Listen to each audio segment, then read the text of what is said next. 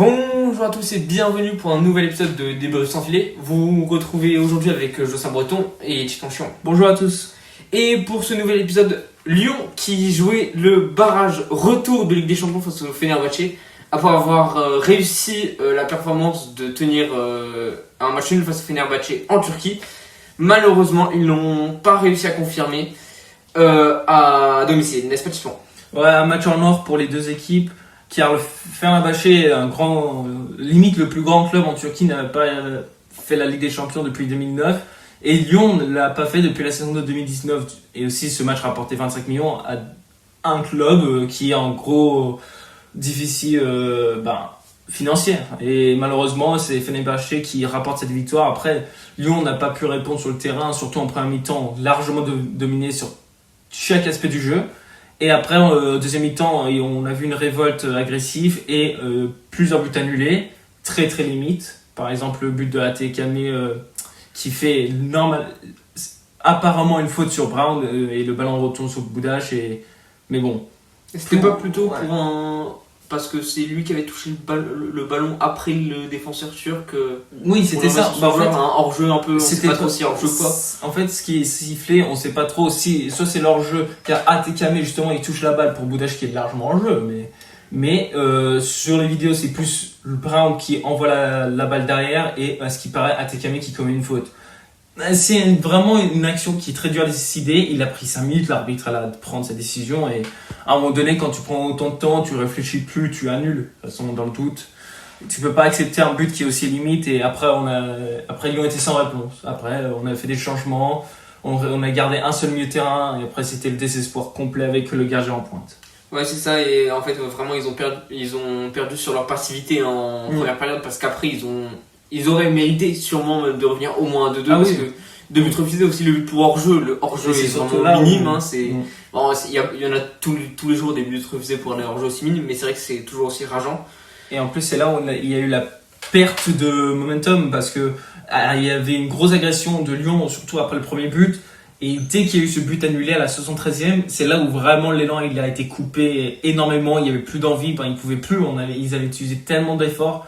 Et c'était cuit. Et au moins Guendouzi, lui, il est ravi. Il a fait son show, il a fait son image en créant des disputes depuis l'avant-match jusqu'à l'après-match, avec un match des doigts, après le match des bagarres. Et il va se prendre une suspension largement méritée, voire XXL au point où il ne va pas jouer un seul match de Ligue des Champions. Mais après, ça, c'est à voir. Ouais, moi je pense que la suspension ne sera pas aussi XXL que ça. Mais après, même si le geste mériterait qu'elle soit XXL, très clairement, il n'y a pas qu'un geste qui va être revu. Parce que oui, tous les gestes. Parce qu'après, j'ai bien aimé aussi la réaction de Tolisso sur ça, quand il a réagi sur ça. Il a dit que, c'était à la fin. Ok, tu te fais insulter par des supporters, mais. Ça arrive à tous les matchs. Mais en fait, ça arrive à tous les matchs et il faut rester pro. Et donc, je trouve ce qu'il a dit, c'est très juste, c'est-à-dire qu'il faut rester pro. Oui, ça arrive à tous les jours, en fait, dans tous les matchs, sur tous les matchs tendus comme ça. Oui, et les joueurs, c'est aussi à eux de montrer le bon exemple pour les plus jeunes qui jouent en district, qui jouent entre eux et qui des fois vont copier les mauvais comportements. Ah, mais il a créé une image magnifique pour non seulement le camp marseillais, parce qu'après il criait à la caméra l'OM ou l'OM alors qu'il joue en Turquie. Et en plus, il met des doigts dans des tribunes alors qu'il y a des enfants. C'est l'image la plus terrible du foot, de toute façon. Et il l'a montré, et de toute façon, il a utilisé l'excuse de « Ouais, on m'a insulté tout le match », sauf que c'est pas nouveau, ça, dans le foot. C'est pas nouveau. Et ni sa réaction, mais c'est juste qu'à chaque bagarre, à chaque dispute, c'est lui qui a la source. Donc, je pense que la suspension, elle va juste s'agrandir à chaque fois qu'il y a quelque chose qui va être revu. Et pour moi, s'il prend 10 matchs, ce serait mérité. Même 5, mais c'est sûr qu'il va pas s'en sortir sans au moins 3 matchs. Au moins 3-4 matchs. Je pense que vraiment, ce serait peut-être presque un petit scandale quand même s'il prenait pas au minimum 3-4 matchs de suspension, parce que pour les faits. Pour moi, s'il s'en prend pas au moins 5, c'est au moins une par baston qu'il a fait. Parce que c'est vrai, il y en a eu au moins 3 après le match. Il provoquait des supporters à venir sur le terrain. On l'a vu, ils ont créé des problèmes dans les tribunes aussi. Il a créé des bastons avec le camp lyonnais du virage nord le plus gros. Il a créé des disputes sur le terrain avec plein de joueurs. Il en a refait un dans le tunnel, où il y a vraiment eu des vrais coups et tout. Et du staff même qui a été concerné. Oui. Je pense rien que ça, c'est énorme. Mais Lyon aussi vont s'en sortir avec des suspensions. Ouais, il ne faut pas faire genre. Hein. Ouais, Lyon ont répondu, Lyon ont créé des problèmes dans les tribunes. c'est pas normal, mais bon. Oui, avec sûrement, je pense qu'on peut attendre des suspensions de tribune pour les premiers matchs de Ligue Europa. Ça semble assez. Après, c'était un match tendu dès le début avec un gros enjeu pour les deux clubs. Alors c'était sûr qu'on n'allait pas s'en sortir aussi facilement pour les deux clubs. Ouais, donc ce qui est sûr, c'est que cette année, on aura donc 3 clubs en Ligue des Champions et 3 en Ligue Europa. Peut-être un avoir Monaco en conférence. Normalement, et ce serait un scandale s'il n'y a pas Monaco. Mais on peut donc passer, quand même, hein, parce que là, on peut quand même donc passer à la Ligue 1, puisque la Ligue 1 reprenait, avec en ouverture, justement, on a parlé de Gattuso, qui disait allez l'OM, l'OM qui justement a cartonné ce week-end face à Strasbourg avec une victoire large 4-0. Sauf que ce match il était avant bien sûr la Ligue des Champions, mais quand même un très bon résultat pour Marseille avec leur nouveau entraîneur Genesio, mais aussi un très bon résultat parce que leur effectif il a tellement changé. Ouais, c'est ça, en plus tellement changé, mais sans recrues. Avec surtout des départs, donc aussi c'est... Il y a encore pas autant que Strasbourg qui ont vendu, mais qui ont fait un mercato mais tellement favorable. Un truc qu'on n'a pas parlé beaucoup. Strasbourg, oui, de toute façon, depuis qu'il y a Chelsea, c'est Chelsea, on est d'accord qu'à Strasbourg. Enfin, il y a plein de départs, plein d'arrivées dans tous les sens. Et après, quand tu regardes les ventes, c'est franchement un très bonne affaire. Genre, Enciso, leur attaquant, qui vaut sur le marché environ 5 millions, ils l'ont vendu 40. Oui, Morera, qui a été vendu à AC Milan 70 millions. Barco, à peu près pareil. Franchement, ça ne m'étonne pas qu'ils perdent maintenant. Mais moi, j'ai envie de voir vers la suite avec tout ce qui reste à venir. Parce que là, c'est leur base. Maintenant, ils peuvent que grandir de là. Oui, c'est sûr. Donc, c'était le premier gros score d'ailleurs. Parce que Lens, aussi dauphin parisien l'année dernière, ont aussi cartonné pour cette première journée. Donc, avec une victoire 5-2 face à Auxerre. Même si leur premier but, on l'a vu, leur premier penalty qui a amené leur premier but, la LFP a annoncé qu'il aurait dû ne pas être accordé. Mais après... Pour moi, ça aurait dû être pareil pour le rouge que Strasbourg a subi pendant le match, parce que certes, c'est un acte bizarre qu'il a fait pendant le match, mais ça, pour moi, ça ne mérite pas trop rouge. Mais après, en première journée, tu crains pas grand-chose. C'est une première journée... Tout prend son temps de revenir à la norme, tu vois. C'est le début et franchement pour certains clubs c'est une très bonne affaire. Moi je pense surtout à Le Mans qui eux pour leur premier match en Ligue 1 à domicile ne font pas une défaite. Oui c'est ça, à domicile ils font un match nul contre Brest. Ils avaient déjà été très solides en Ligue 2 à domicile, on gagne presque tous les matchs, mais c'est sûr que c'est pas la même chose, c'est pas le même championnat, c'est pas la même intensité.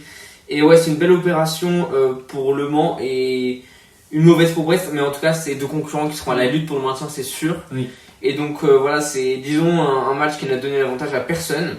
Mais Le Mans d'ailleurs, c'est pas les seuls promus qui ont fait match nul, parce que les deux premiers ont réussi à faire match nul. 3 a aussi fait match nul contre le Paris FC. Avec leur nouveau entraîneur. Avec leur nouveau entraîneur ancien de Strasbourg, j'ai plus son nom. Liam Rosenior.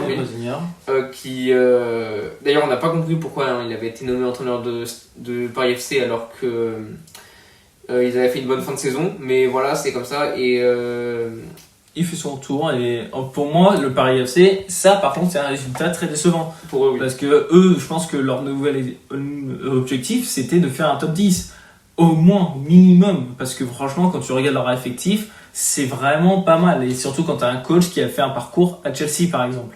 Mais bon, surtout pour ce samedi un gros résultat c'était aussi pour Lyon qui avait mal fini le championnat l'année dernière. Ils commencent à faire un match avec leur équipe B totale parce qu'ils faisaient tourner pour les matchs de la LDC notamment, et ils gagnent quand même 2-0 face à Toulouse qui eux a l'air vraiment plus fragile que la saison dernière. Ouais c'est ça, Toulouse qui a perdu plusieurs joueurs, mais après qui reste une équipe qu'on a l'habitude de voir qui lutte pour rien, ni pour l'Europe ni pour le maintien. On espère pour eux que ça va encore être comme ça la saison prochaine, mais après c'est vrai que ça s'annonce très serré pour les places de derrière.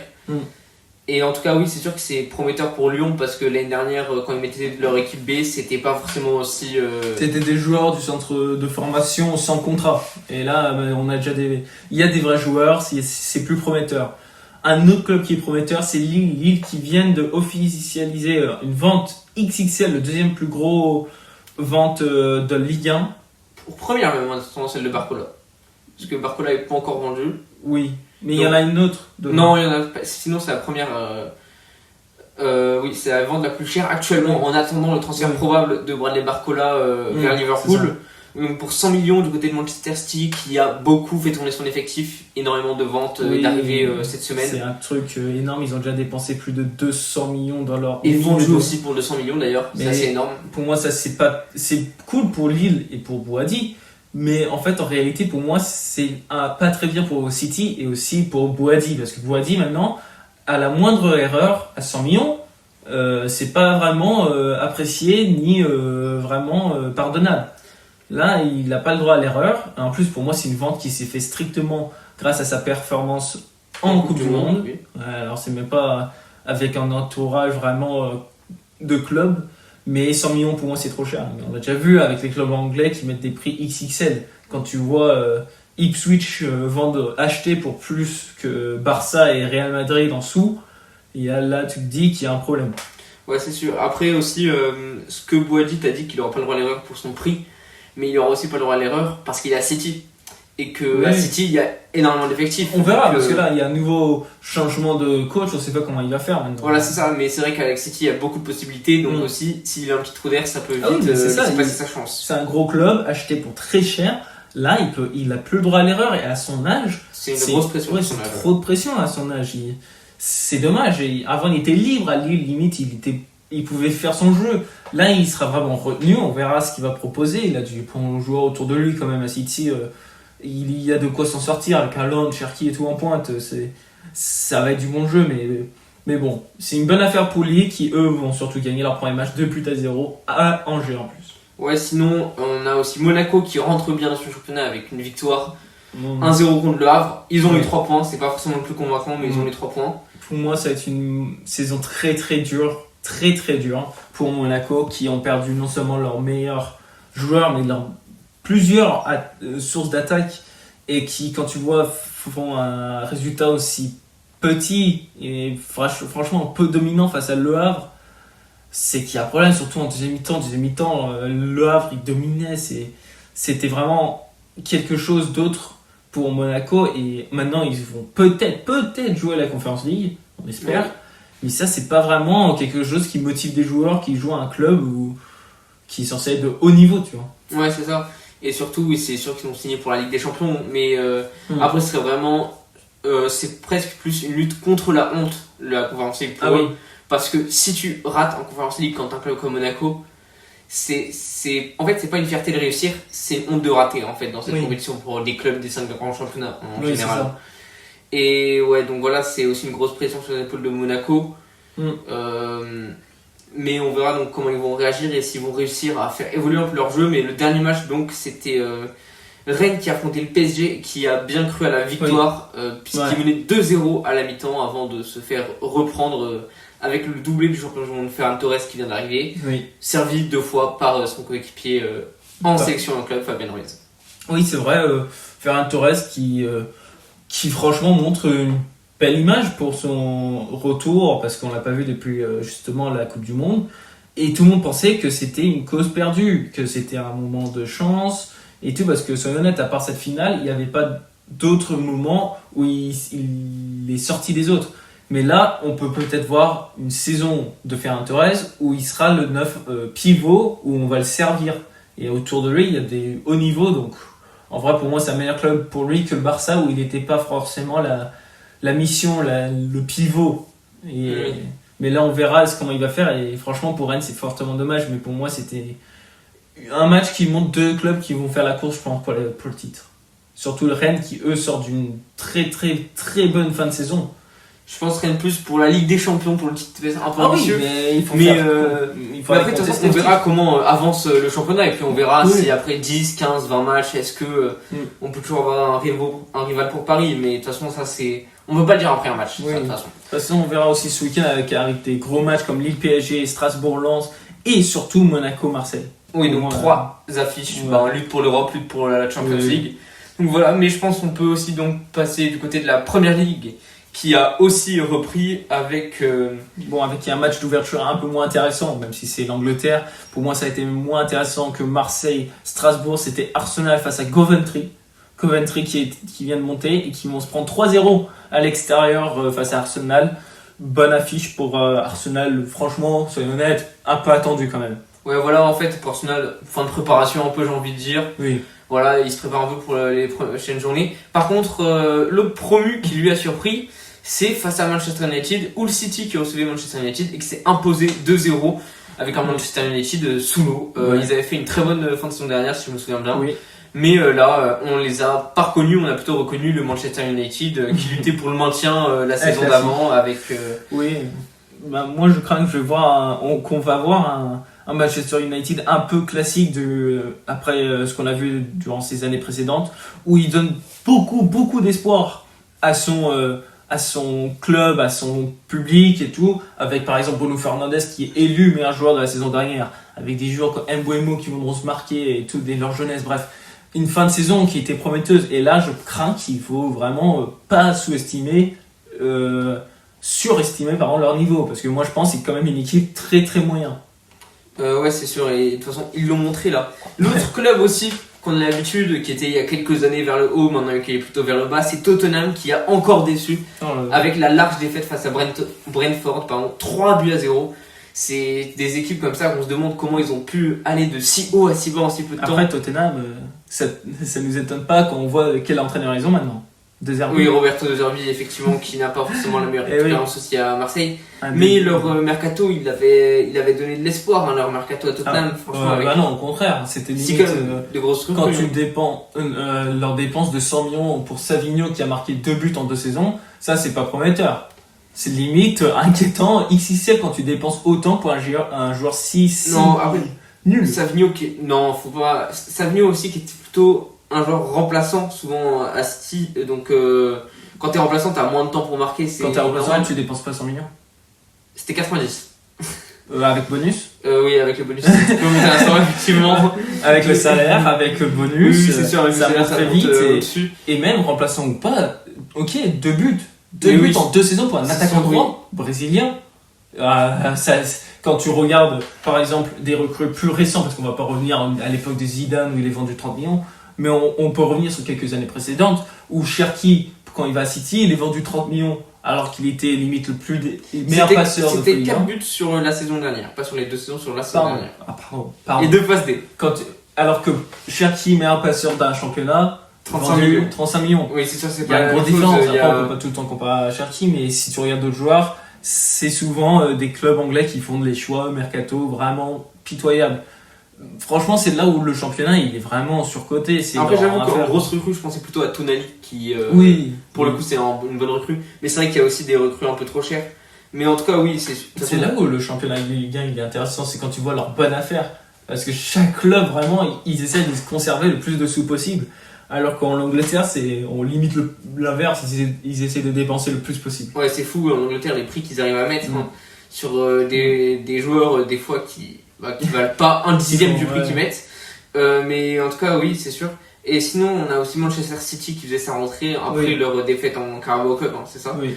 Ils gagnent le 2-1 face à Bournemouth sans plus que ça, mais après, au moins ils sont les 3 points. ils en ont bien souffert, et après il y a une rentrée qui fait plaisir, c'est celle de Cherki qui fait 2 passes D pour prendre l'avance dans les 10 dernières minutes, et ça c'est ce qui a fait le tournant. Après, un autre club que je voulais souligner, c'est Crystal Palace qui eux ont fait des belles ventes, des bonnes affaires avec la Coupe du Monde et tout, et surtout qu'il y a un nouvel entraîneur, Pierre Sage, qui est attendu, mais malheureusement ils vont perdre 2-0 face à Everton qui eux n'ont pas fait de grands changements.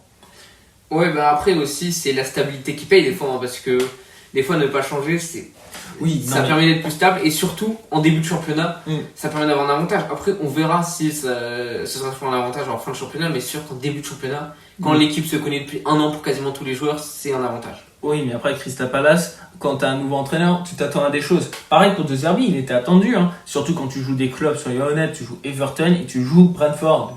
Et quand même. Mais bon, un autre club qui est surtout attendu cette saison, je pense en Première Ligue, c'est Ipswich, parce qu'eux ils ont acheté pour 100 quelque chose de millions, alors que c'est un club très très mid. Ils vont gagner 2-1 face à Sunderland. Ouais, les tout juste promus donc d'Ipswich, qui ont, comme tous les clubs anglais, beaucoup dépensé et qui ont réussi à gagner face à Sunderland qui avait été très bon la semaine dernière. Aussi, j'ai hâte de voir si Sunderland ils vont confirmer ou s'ils vont s'écraser. Ce sera à suivre. Oui, c'est ça. Sinon, on peut voir aussi Chelsea avec toujours ces multitudes d'achats qui gagnent 3-2 face à Fulham. Oui, eux qui ont pour l'instant le record du transfert de cet été. Et un club qui va peut-être faire un autre transfert XXS, c'est Liverpool, mais ça on verra avec Barcola 120 millions. Eux ont fait match nul avec Newcastle qui ont fait que vendre de partout. Deux rencontres qui sont intéressantes aussi pour le début de championnat. Ouais, avec des grosses équipes, Newcastle et Liverpool notamment, qui lutteront tous les deux pour la Ligue des Champions. Si ce n'est peut-être Liverpool pour le titre, ce sera à voir. Mais donc, ouais, un match intéressant de grosses équipes. Et enfin, Brighton aussi, qu'on n'a pas encore souligné, qui a gagné 4-0 face à Aston Villa, qui a été assez décevant. Cauchemardesque quand même, Aston Villa, qui a pris 4 buts en une seule mi-temps, plus un carton rouge. Oui. Aston Villa, eux, à mon avis, ils ont perdu. Pour changer un peu, on va aller sur la Liga pour l'instant parce que je pense qu'il nous reste plus que ça à voir avec des clubs comme le Barça qui eux vont s'imposer largement face à Elche 5 buts à 0. Pour moi, c'est le club qui va eux faire la tête comparé à d'autres championnats où on n'est pas vraiment sûr. Dans ce championnat-là, je vois que Barça gagner avec peut-être le Real, mais le Real est un peu moins sûr. Oui, c'est sûr, avec le Real, malgré une grosse victoire 4-1 face à la Real Sociedad. Mais donc, on verra ça aussi dans les prochaines semaines. Oui. Et on espère vous voir la semaine prochaine sur Débrief sans filet. Au revoir à tous. Au revoir à tous.